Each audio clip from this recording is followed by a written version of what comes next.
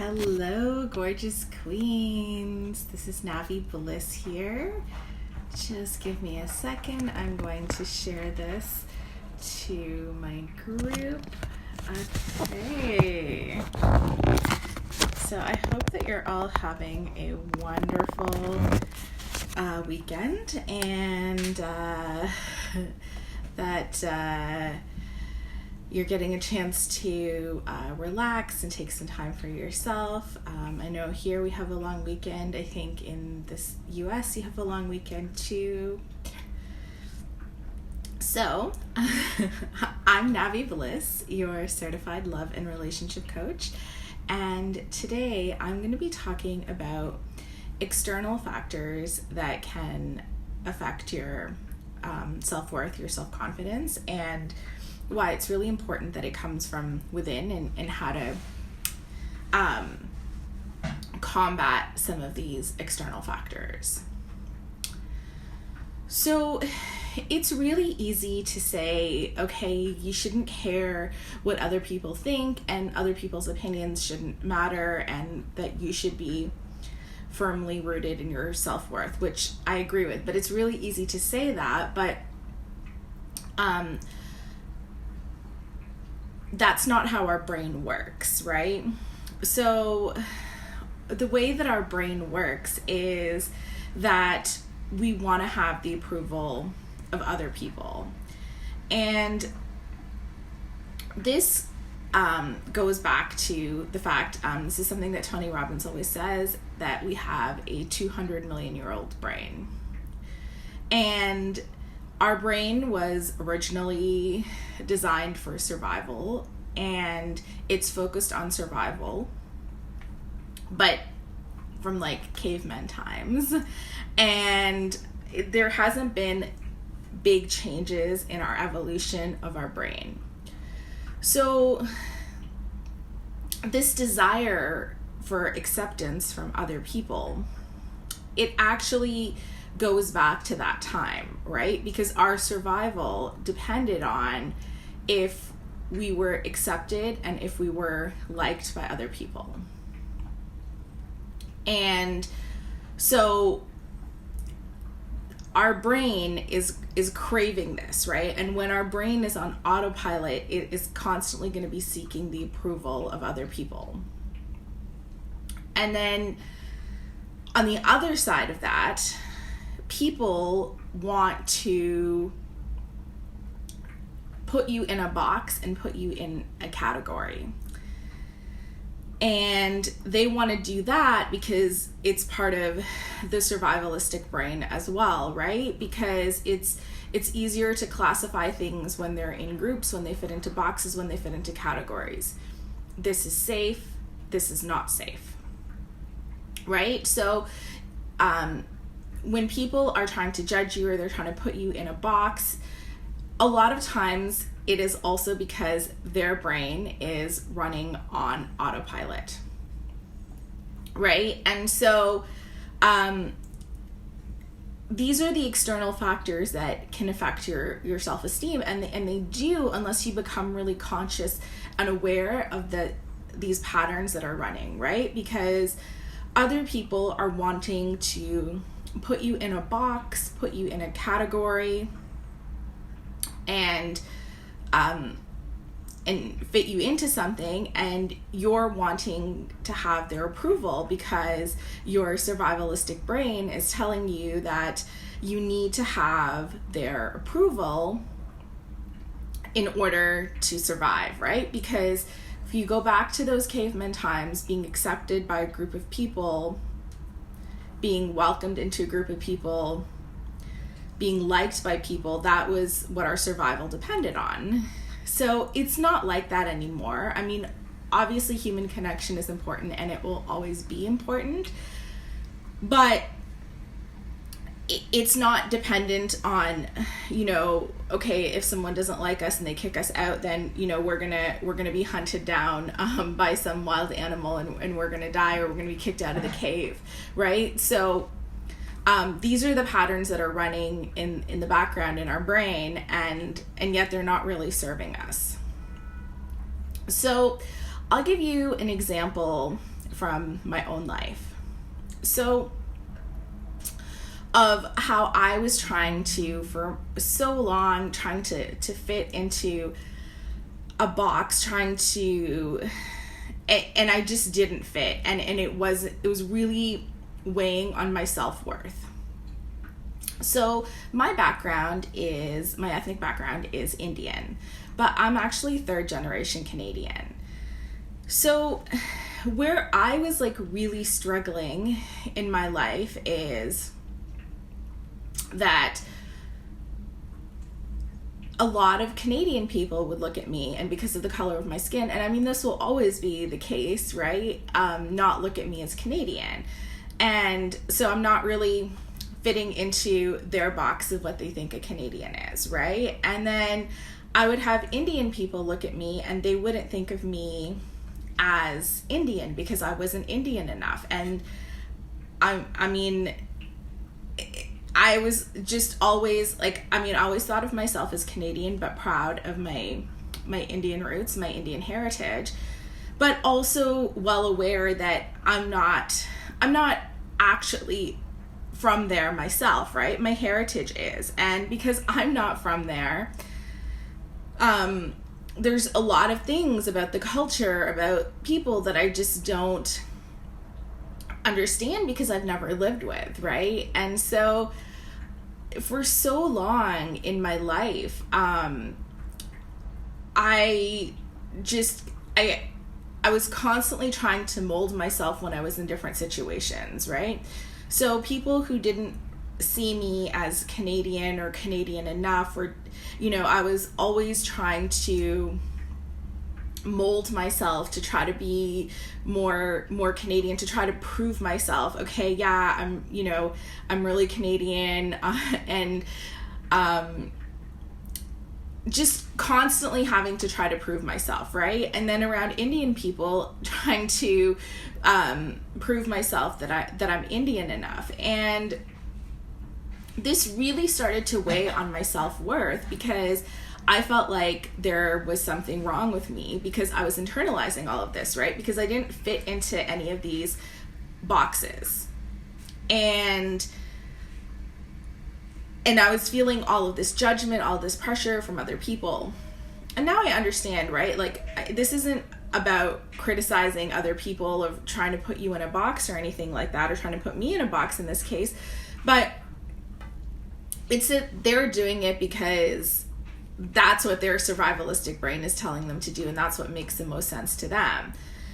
Yet for me, living through this, it was just, I was always at a loss. I felt like I was being pulled in different directions, and I felt like I was never enough, and I was always on overdrive trying to prove myself, trying to prove that I was Canadian enough or I was Indian enough, and I just never felt like I was enough. And this permeated into relationships too, right?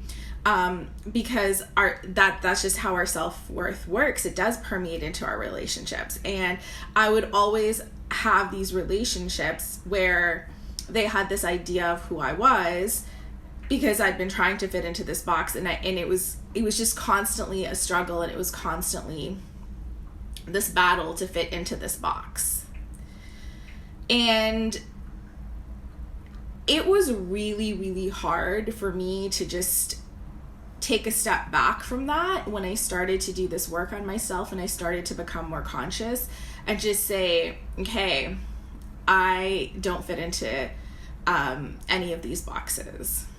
And I mean, for me, it was like after years of trying to fit into boxes and I couldn't, it was almost like I had a breakdown and I was like, I can't. And I was like, I threw down the towel, not even from this like higher awareness. I mean, it led to higher awareness, but not even from that place, but just this place of, oh my gosh, I can't fit into these boxes and I can't deal with this because I just don't fit. And when I just started to embrace the fact that I don't fit into those boxes and just be where I was and stand where I was and hold that space for myself, that is when other people's judgments actually started to relax too, because like I said, most people that are holding judgments against you or against the way you're living or against the way you're doing things, it's their survivalistic brain that's telling them, that's running this program that's running in their brain, right? It's not that they're malicious or unkind or thoughtless people. And it's just that when they can't put you in a box, what their brain is saying, danger, danger, danger, right? And when you are trying to put yourself in that box and you're not fitting, you know, that it's like their brain is still getting the signal of danger. Once you can just be really comfortable in yourself, then other people will start to mirror your energy, right? Not everybody, but because there are some people that are just so stuck in their own pattern that they're not going to be affected, but the majority of people are going to start mirroring your energy and be comfortable because you're comfortable, and they're going to feel that, and then their discomfort is going to fade. And I mean, I think a lot of women deal with this. I think most women deal with this, right? So maybe your boxes are different than my boxes, right? But it could be that, okay, maybe you're a woman that has a traditionally male job, right? And yet you want to live in your feminine energy, and you're getting backlash from people because you're not fitting into the boxes that they want you to live in, right? So there, I mean, it could be that. It could be so many different things. Like I have a client that she's the first one in her family to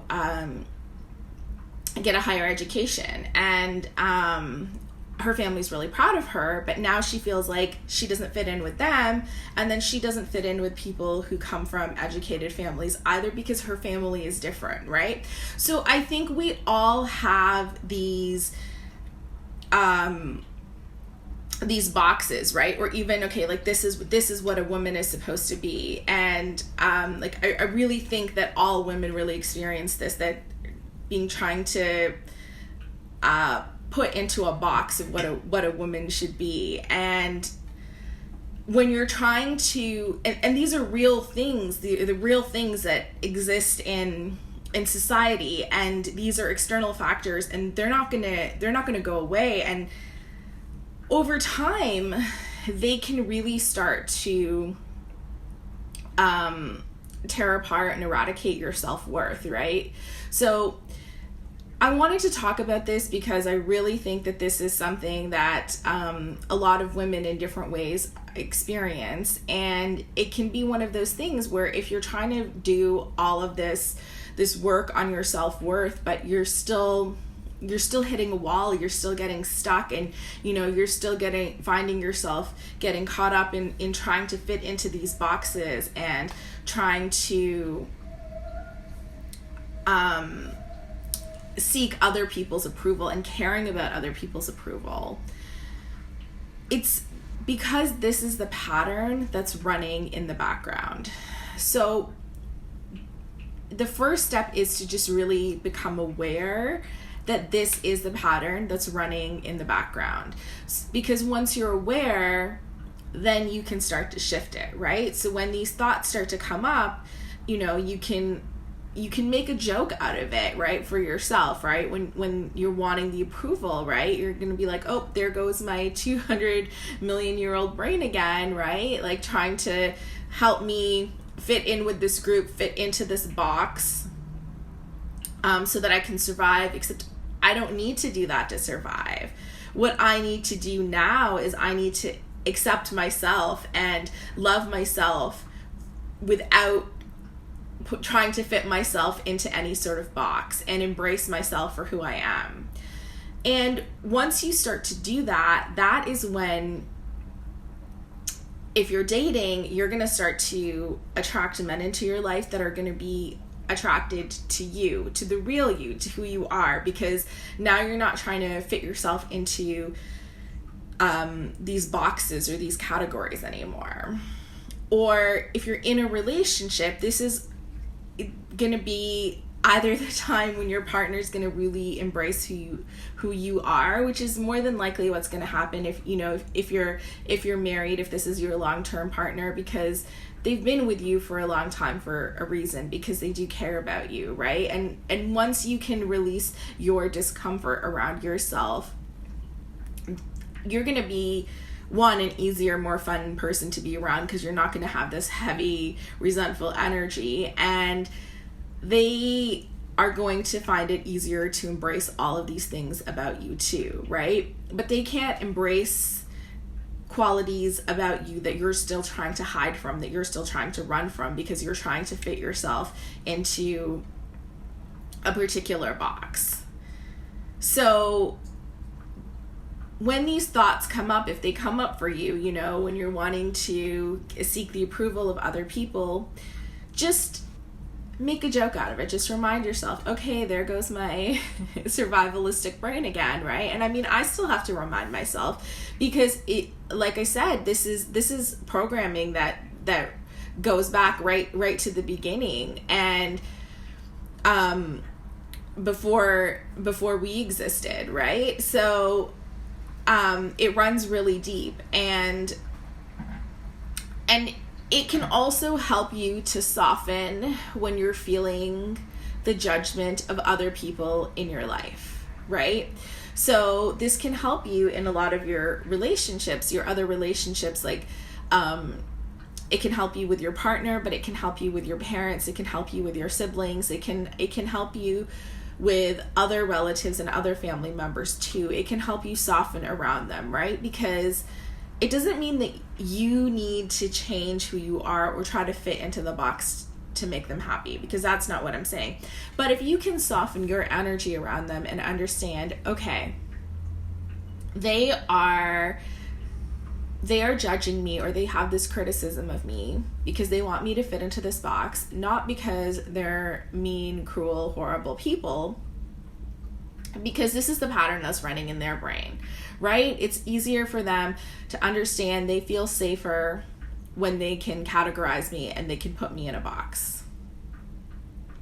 And when you can have more compassion towards them, when you can soften your thoughts and feelings around them, now you're bridging the gap between the two of you, and you can start to build better bonds in those relationships too. And the more that they actually get to see you embrace all of you, and they don't feel your resentment towards the things that they've been saying to you, they will also start to soften.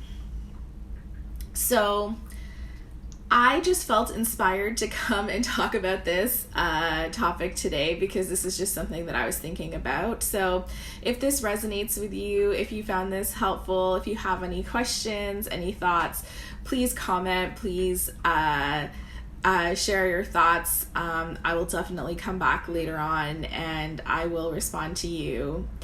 And if you have a friend that you think would benefit from hearing this advice or needs to hear this, please share this video. And I love your engagement. I love your comments. Your likes are so appreciated. It lets me know that you are appreciating the content that I'm putting out there, and it just inspires me to keep going. So I hope that all of you have a wonderful weekend, and I will connect with you soon.